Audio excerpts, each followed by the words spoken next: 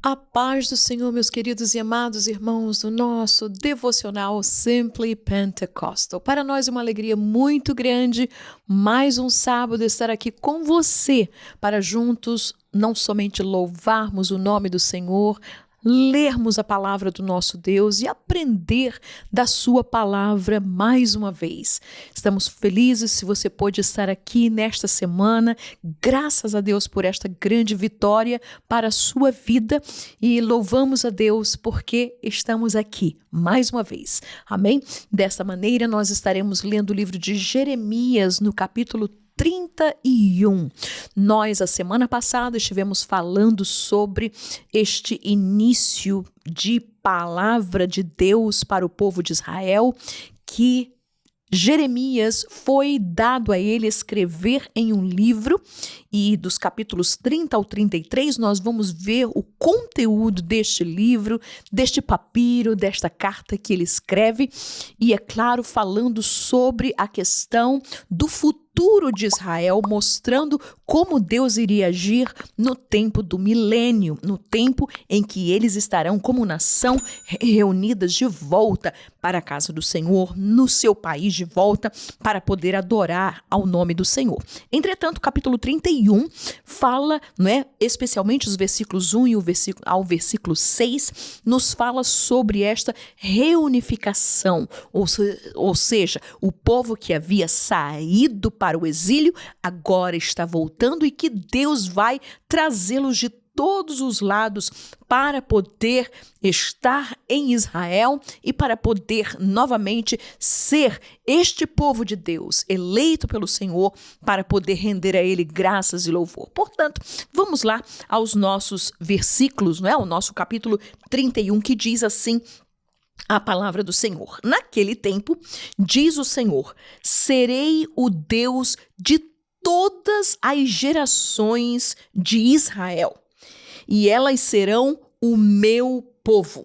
Assim diz o Senhor, o povo que escapou da espada, encontrou graça no deserto, e Israel mesmo, quando eu o fizer descansar.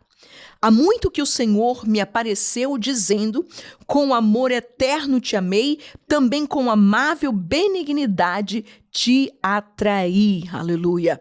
Nós sabemos que Deus, ele sempre amou o povo de Israel, assim como ele ama a sua igreja, assim como o povo de Deus. E nós vamos ver que em tudo isso, em todo o juízo, todo o julgamento, todas os problemas que eles enfrentaram, que foram peste, enfermidades, morte, espada, exército, entretanto, tudo aquilo ali não é para destruição, ou seja, os juízos de Deus, o julgamento de Deus não é para destruição, mas é para disciplina, para correção, para trazer o povo novamente ao lugar de onde eles haviam saído. E por isso nós vamos ver aqui Deus demonstrando e falando para este povo que, contudo, o seu amor eterno, ele tinha amado a Israel, também com amável benignidade, ele os atraiu. Ainda te edificarei e serás edificada, ó Virgem de Israel. Ainda serás adornada com os teus adufes e sairás com o coro dos que dançam. Ainda plantarás vinhas nos montes de Samaria, os plantadores plantarão e comerão dos frutos. Então você pode ver aqui que Deus está trazendo esta palavra, ainda que o povo, neste momento, está sofrendo com a invasão da Babilônia, as pessoas morrendo, as pessoas sendo, sendo trazidas a elas toda aquela pressão que vinha de Babilônia, de Nabucodonosor, sendo e atacando a Israel. Entretanto, Deus está dizendo para ela, olha, gente, consertai-vos, entrai novamente as sendas antigas, eu vos farei, eu corrigirei os vossos caminhos. Olha aqui, vocês ainda hão de cantar, vocês ainda hão de celebrar. Vocês, como ele dizia no versículo 5, vocês vão plantar vinhas, ou seja, a vinha custava a dar fruto, levava anos para a vinha poder produzir frutos, e Deus está dizendo e mostrando de que haveria um tempo longo em que este povo haveria de ter paz, haveria de estar alegres, estariam de volta nas suas casas. E ele diz no versículo 6, porque haverá um dia em que gritarão os vigias sobre o monte de Efraim, levantai-vos e subamos ao Sião, ao Senhor nosso Deus, aleluia. E Efraim aqui está representando as 10 tribos do norte. E nós vamos continuar dizendo, porque assim diz o Senhor, cantai sobre Jacó com alegria e exultai por causa do chefe das nações. Proclamai, cantai louvores e dizeis, salva, Senhor, o teu povo, o resto de Israel. E olha aí a promessa de Deus, eis que os trarei da terra do norte, ou seja, todos os povos de Israel. Esta promessa do milênio, esta promessa de reunificação, esta promessa de trazer o povo de volta, não era somente a tribo de Judá, aqueles que haviam ido para a Babilônia, mas também para aqueles que estavam também no norte, que foram para o cativeiro da Assíria, que haveriam depois, no tempo do milênio, estar de volta a sua casa. E ele diz, eu os trarei da terra do norte e os congregarei das extremidades da terra, e com eles os cegos, os aleijados, as mulheres grávidas e as de parto, juntamente em grande congregação, voltarão para aqui. Que lindo a promessa de Deus. Deus, ele não estava deixando de fora a ninguém. Todos estavam incluídos nesta grande promessa. Virão com choro e com súplicas os levarei.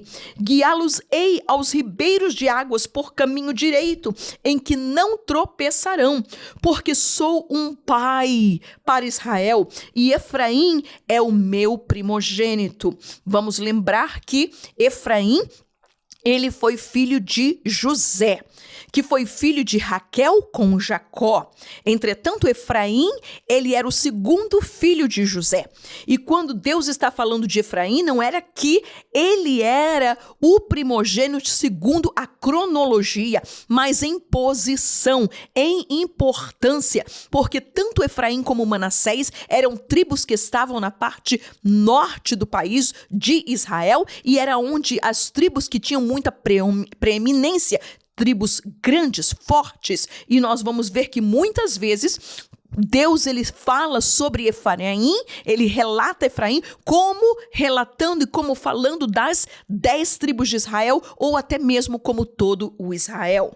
Versículo 10, ouvi a palavra do Senhor, ó nações, e anunciai-a nas ilhas de longe, e dizei, aquele que espalhou a Israel o congregará e o guardará como pastor ao seu rebanho.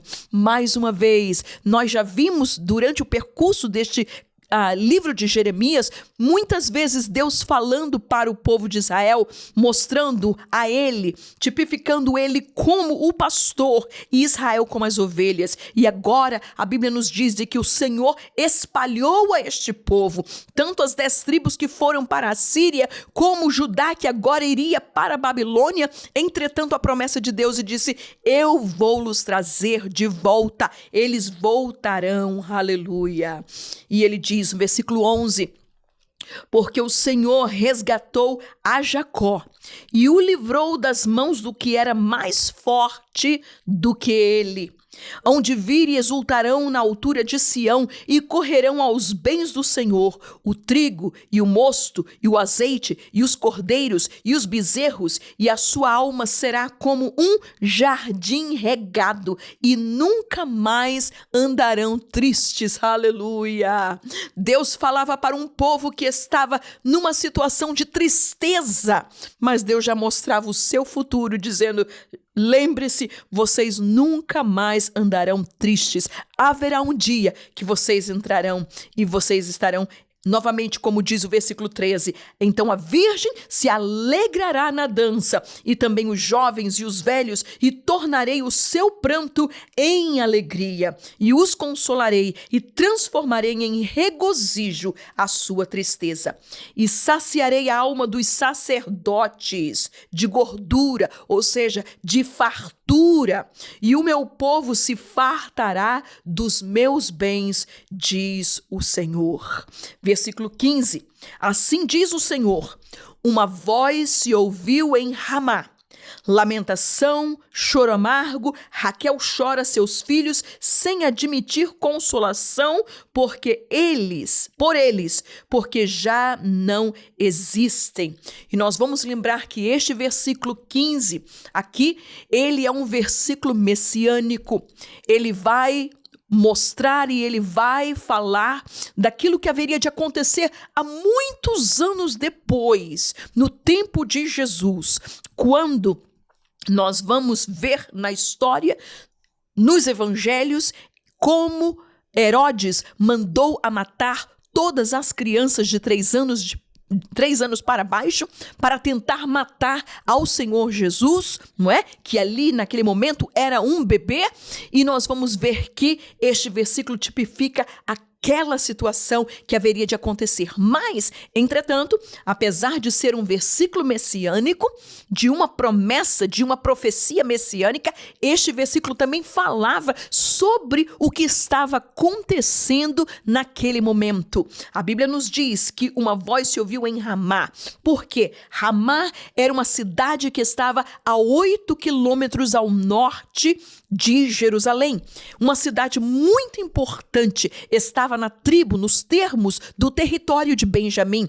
Era a cidade onde vivia o profeta Samuel, e foi exatamente dali de Ramá. A cidade de Ramá serviu de ponto de partida para a deportação do povo de Israel, de Judá, para o cativeiro, para a Babilônia. Então nós vamos ver que Deus está dizendo, e eu imagino, você pode imaginar quando nós lermos os versículos, os capítulos mais na frente, e nós lemos 2 Crônicas e 2 Reis, nós vamos ver a destruição que houve para com o povo de Israel, a matança que houve, e você pode imaginar em Ramá, de onde eles saíram para a Babilônia, como aquele povo, como aquelas mães choravam, tipificando assim através da pessoa de Raquel, que era a esposa de Jacó, que lhe deu 2 filhos, mas que infelizmente ela morreu no parto do seu segundo filho, Benjamim.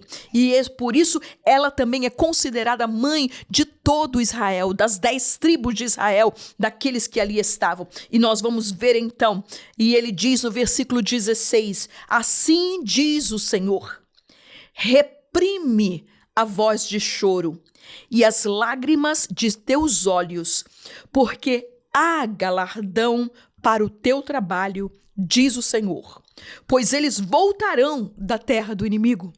Deus estava dizendo para aquelas mães, para aquelas mulheres, para aquelas pessoas que ali estavam chorando, ao sair, ao partir, ao ser levados para o cativeiro, dizendo para ele, reprima o choro, não chore, enxugue as suas lágrimas, tire essas lágrimas dos olhos, porque há galardão para o trabalho. E ele disse, porque eles voltarão.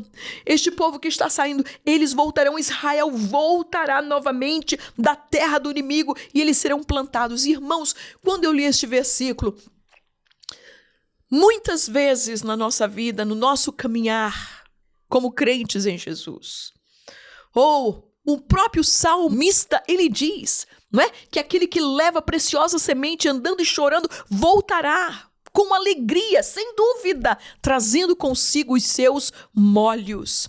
E esta palavra eu tomei para mim nesta manhã. Ou quando Deus ele nos diz a nós, reprime, ou seja, engula, né? Enxugue o pranto, enxugue as lágrimas. Por quê? Porque o nosso trabalho, ele tem um galardão. Aleluia. Porque o seu trabalho, meu querido e amado irmão professor, missionários, missionária, obreiros da casa de Deus. Ou talvez você diga, irmã, eu não tenho nenhum cargo na igreja, eu somente sou crente. Oh, aleluia, é o bastante. E nós sabemos que muitas vezes nós podemos estar na nossa jornada, caminhando, andando e chorando. Aleluia. Muitas vezes fazer a obra de Deus, nós a fazemos em lágrimas.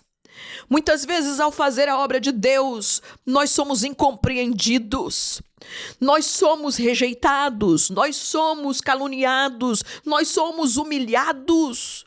Porque o diabo, o nosso adversário, que é o adversário de Deus, ele não quer que você, que eu, possamos seguir à frente caminhando, falando desta palavra, pregando a palavra de Deus, vivendo uma vida de santidade, vivendo, trabalhando na casa de Deus. Ele não quer isso. E por causa dessas circunstâncias, muitas vezes nós nos deparamos, às vezes sozinhos, às vezes acompanhados, talvez pela nossa família, por algum amigo, pelo pastor, por um obreiro, por uma pessoa que está junto de nós. Mas muitas vezes nós repartimos as nossas lágrimas, o nosso choro, aleluia. Porém Deus, Ele está nesta manhã dizendo para você, amado irmão, amada irmã, Ele está dizendo para mim, Vânia, reprime a voz de choro, aleluia, e as lágrimas de teus olhos. Por quê? Porque é galardão para o teu trabalho, meu querido e amado irmão. Não pense que aquilo que nós fazemos aqui vai ficar no esquecido. Não pense que aquilo que a obra que você tem feito para o Senhor, com tanta determinação, com tanta dificuldade, que isso está simplesmente indo ao acaso. Não, ela está escrita lá em cima, ela está sendo registrada a cada momento, toda a obra feita, e a Bíblia nos fala de que o Senhor um dia Ele virá e trará consigo o seu galardão, aleluia. Portanto, meus queridos e amados irmãos, Ele diz, eles voltarão da terra do inimigo, e há esperanças no derradeiro fim para os teus descendentes, diz o Senhor, porque teus filhos voltarão para o seu país. Olha aí a promessa de Deus, vez atrás vezes, dizendo para eles, o teu povo, os teus filhos voltarão. Haverá um dia, assim como também profetizado por Isaías, por Ezequiel, aleluia, e especialmente por Ezequiel, naquela grande visão do Vale dos Ossos Secos, em que Deus ele levanta novamente aqueles que estavam mortos, aqueles que só tinham ossos, e Deus refaz a esta nação, a este povo, trazendo de volta para Israel. E versículo 18 diz, bem ouvi eu, que Efraim se queixava dizendo, castigaste-me e fui castigado como novilho ainda não domado. Converte-me e converter-me-ei, porque tu és o Senhor meu Deus. Na verdade, que depois que me converti, tive arrependimento, e depois que me conheci, bati na minha coxa, fiquei confuso, sim, envergonhei-me porque suportei o opróbrio da minha mocidade. Não é Efraim para mim um filho precioso, uma criança das minhas delícias? Porque depois que falo contra ele, ainda me lembro dele solicitadamente. Por isso se comove por ele o meu coração. Deveras me compadecerei dele, diz o Senhor. Que amor! Que grandeza de compaixão tem o Senhor nosso Deus pelo seu povo, pelas nossas vidas. E o próprio Deus dizendo, né? Por que eu estou falando uma palavra contra ele, mas ao mesmo tempo o meu coração está enternecido, se comove pelo meu povo, aleluia. E ele diz, ergue para ti marcos, levanta para ti pirâmides, aplica o coração à vereda, ao caminho em que andaste, regressa, ó Virgem de Israel, regressa a estas tuas cidades. É claro que Fisicamente, Deus estava dizendo, ergue para ti marcos, ou seja, para que os marcos pudessem orientar ao povo ao regressar, ao voltar da Babilônia. Haveria indicadores, aleluia, de volta para o seu país, de volta para os caminhos antigos. Mas aqui eis está a grande lição e a grande palavra para a nossa vida também, que nós devemos em toda a nossa caminhada, a nossa jornada com Deus. Nós temos que erguer marcos, lugares, sinais, aonde nós lembramos, aqui eu tive um encontro com o Senhor. Aqui, neste momento da minha vida, nesta idade, neste lugar, nesta cidade, nesta situação, ou o Senhor visitou, o Senhor fez um milagre, o Senhor, irmãos, eu não sei os marcos da tua vida.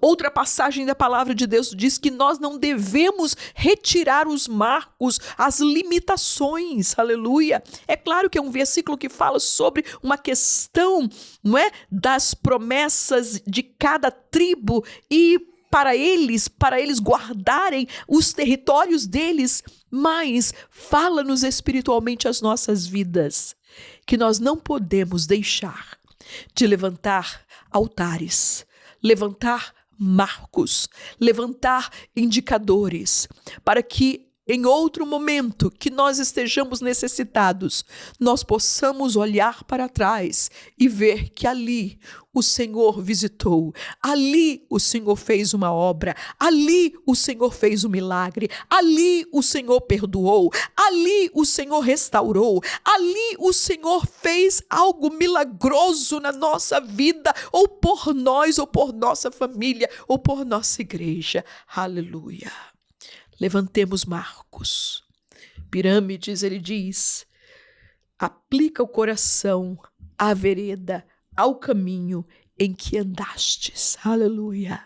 Se estamos longe, se estamos afastados, se estamos desviados, se estamos longe do caminho, da vereda que o Senhor, ele propôs para a nossa vida, hoje é dia de nós olharmos para estes marcos e voltar atrás e dizer, Senhor, aleluia, ajuda-me a voltar ao caminho, à senda, à vereda antiga que eu caminhava nela, na qual eu sentia o gozo da tua salvação, que eu sentia a graça de Deus sobre a minha vida, o poder de Deus sobre mim. Aleluia!